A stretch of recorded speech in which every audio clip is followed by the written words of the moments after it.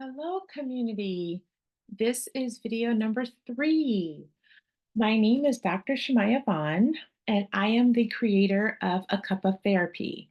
On this channel, I focus on helping women of color and individuals who are part of the queer community who live with anxiety and depression and who are recovering from trauma. On this YouTube channel, in my coaching practice, in my therapy practice, I help people improve their mental health, accomplish personal goals, and heal in community. But this YouTube channel does not constitute a therapy client relationship, nor does it constitute a coaching client relationship. I'm a licensed therapist in California and Missouri. So if you're a woman and you live in one of those states, feel free to reach out for a free consultation on my website and we can see if we are a good fit for traditional therapy. If you live in any other state, you can contact me and see if one of the coaching programs is a good idea for you. In this video, we're going to talk about determining priorities or values-based living, right? So I want to talk about values-based living and determining what is important to you. How do you make decisions? How do you know how to solve a problem or a crisis in your life? If you use your values and your priorities as a guide, the solution to your problems become more clear. Not easy, mind you, but clear. So for example, if you have limited energy on any given Friday, but you have a big presentation coming up at work, then you promise to attend some baby shower, right? You offer to babysit a grandchild, and or you agree to go to a gathering with friends. You may feel too tired to do one or more of these things. Do you cancel all of them? Do you cancel on one of them and go to the other? Right? What are your priorities? So there are several different types of values inventories, right? So I use a PDF in my a PDF version in therapy and in coaching sessions to help people better understand what is the most important thing to them at this time in their life. Our values change as we age, as we enter new income brackets, as we change jobs. And so when our values are shifting over time, they're shifting because of what we are going through. For example, my values as a college student changed when I became a parent. And then the values changed again when I started a career as a professor. And then my values changed again when I left that field and changed again during the pandemic. You get the picture, right? Our values are continuously changing because what's important to us changes. So the values that I ask people about include things like achievement, right? How important is it for you to challenge yourself and work hard for what you want? Another value is belonging, a sense of belonging. How important is it for you to feel accepted, included, welcomed by others in your community? Another value is concern for the environment. How important is it for you to protect the earth and the atmosphere? Our concern for other people, right? How important is the well being of others to you? Another value, creativity. How important is it for you to have new ideas and create new things?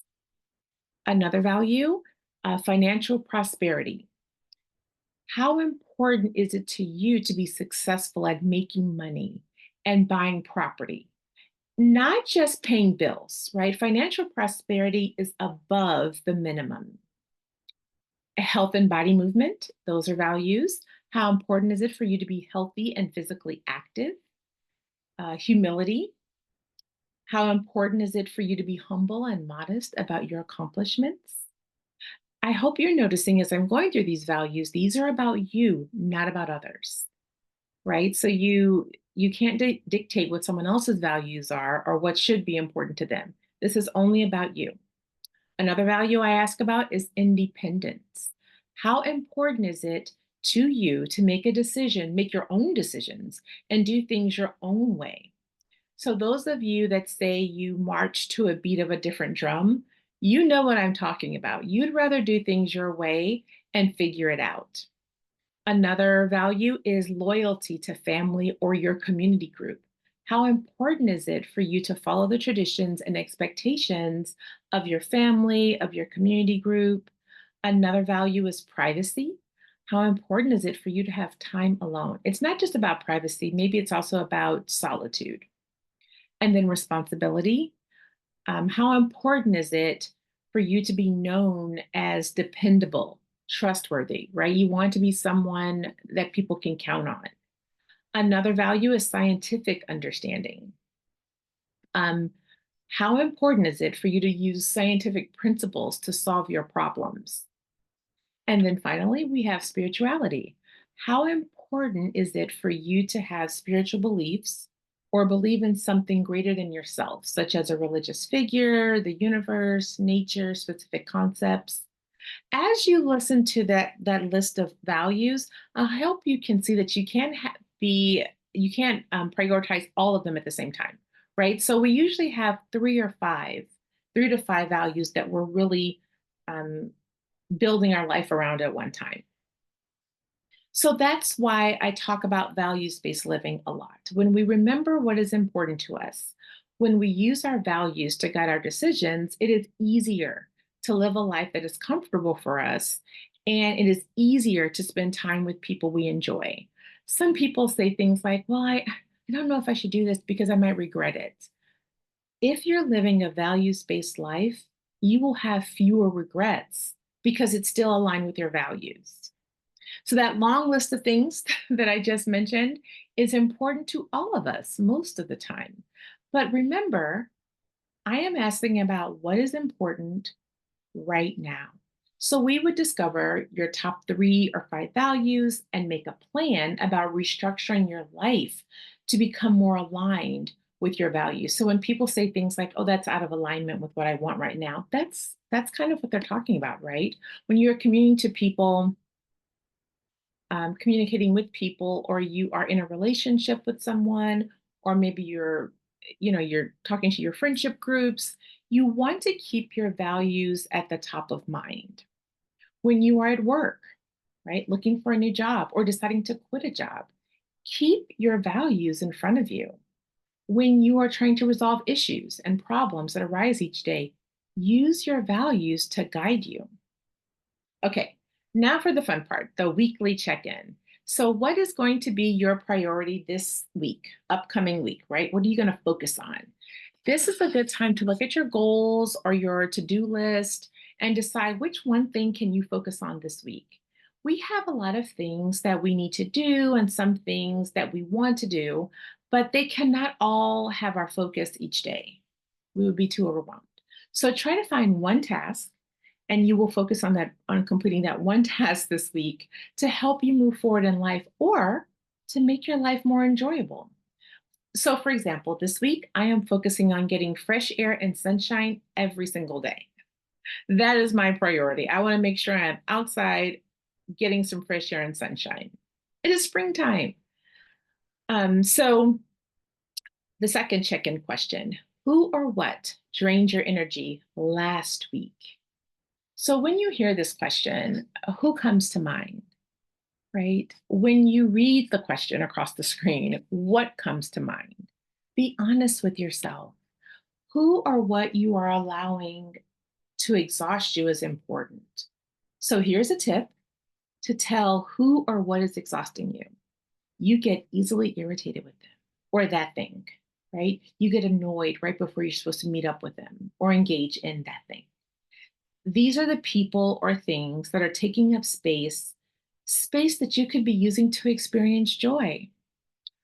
I'm not saying I'm not saying that everyone will experience joy every single day. That would be unrealistic, right? Life happens and it's not always joyous, but we can make space for moments of joy, moments of joy.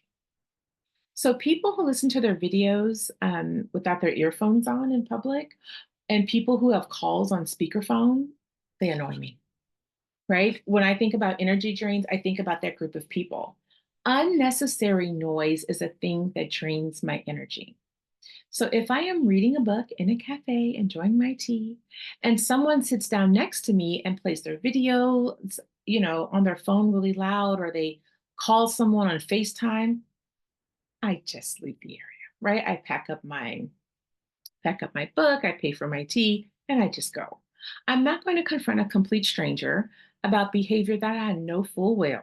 Someone already told them to stop doing, right? But I'm also not going to allow my peace to be disturbed. If this is the time that I've set aside to enjoy a book and tea, I'm going to do that. I'm in Paris right now. There are thousands of cafes to sip tea and read in. I don't have to stay in the same one where I'm being annoyed. Another check-in question: who or what made you feel full or complete last week, right? That's a really good question, right? I want you to reflect back on last week. So, feeling whole or feeling complete usually makes people squirm just to hear it, to hear the phrases. They either do not know what this feels like, or they are embarrassed to admit what or who makes them feel complete. So please stop worrying or wondering what others will say about what or who you love or what or who makes you happy. You are living this one life, and any person, place, or thing that makes you feel complete or whole, you deserve that good thing. Enjoy that person, place, or thing, right? Okay, this is a different check in question. Who or what did you avoid last week? Who or what did you avoid last week? Right? We all have people we avoid and tasks we procrastinate on. This is not judgment. So this is not about judgment. If I said we all do it, then that means it's not about judgment. It is about being honest with yourself. Why are you avoiding this person? Why are you delaying that task? The answer to this question is about your values or what or who is important to you and where you want to put your energy. Sometimes, however, procrastination is about perfectionism. You delay doing a task until you can do it perfectly, right? Or you avoid a person until you can find the perfect way to confront them or start a difficult conversation. I want you to take a deep breath. Be honest about why you avoided a person or what you avoided doing last week, and then make a plan to address this person or this task. You can also delegate the task, right? Avoiding people and procrastination, they rob you of energy. So it's not just people or things that are your energy drains. You can be your own energy drain by avoiding things.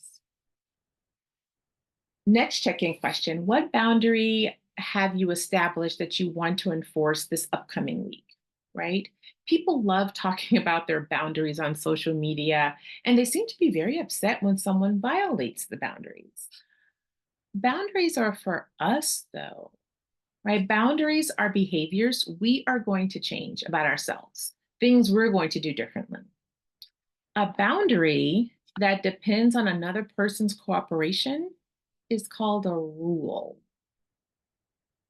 Let's give, let's not give our loved ones rules, right? So a boundary is: I'm going to start going to bed at midnight so I can get enough rest before starting my day, right? A rule is: don't have electronics in the bed because I'm trying to get my rest. Do you see the difference? Right? Your bedtime is totally within your control. I have insomnia, so if you're one of those insomnia people, you can take medication or you can do some kind of intervention before you go to bed. But for the most time, bedtime is in your control. Telling your partner what to do in bed while you're trying to sleep is not within your control. Right? So think of a boundary that will make your life easier. And then I want to ask who you gave emotional or financial support to this week, right? If we ask people for help, we have to be ready to receive the help. And accept the help graciously, right? Just saying thank you. That's all we have to say. So this means we are not going to tell people we do not deserve their help. We are not going to bother people asking them how we can pay them back, how we can repay the favor. We are going to ask for help. And if they say yes, we will say thank you, right? Do you ask for anything more when you offer to help someone? Right? You have a friend that's going through something and they're like, "Do you have any time to listen to me?" You usually say yes, right? And then you make space for it, or you say, "You know what? Can I call you back in 5 minutes?" But we don't say only if you have something to give back to me. We don't do that, right? Not to people we love. So, who gave you emotional or financial support last week?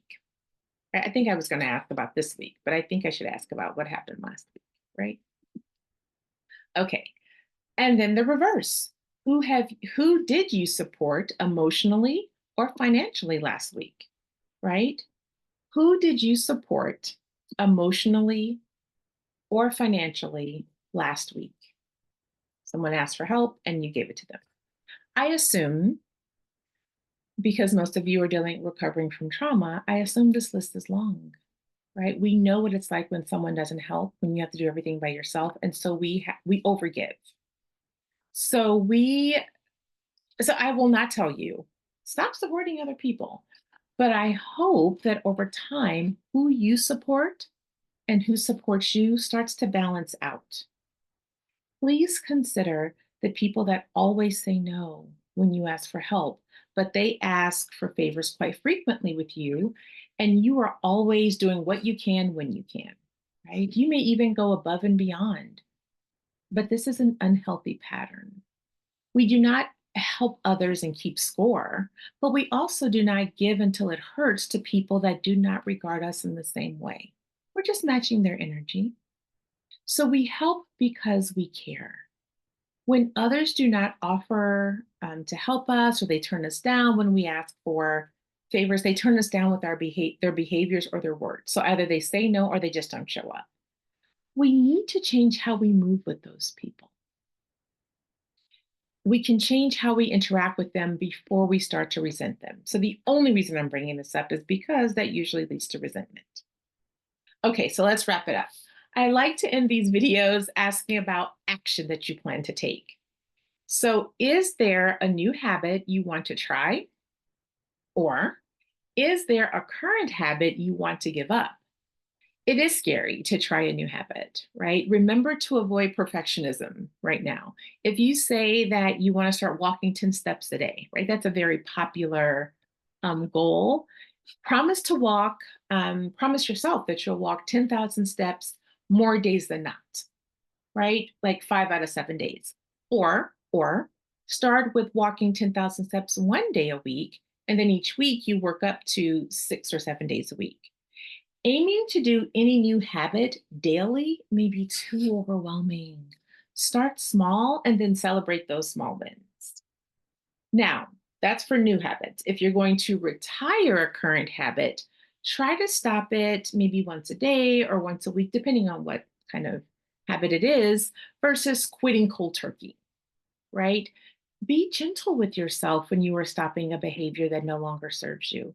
It took years to develop that habit, which means it may take weeks or months to completely stop it. So, small improvements are good enough, I promise you. So, what about you? Right? What new habit will you try this upcoming week? Or which old habit are you ready to release? So, think about it, and I will see you next week. This is so much fun. I hope you are enjoying these videos.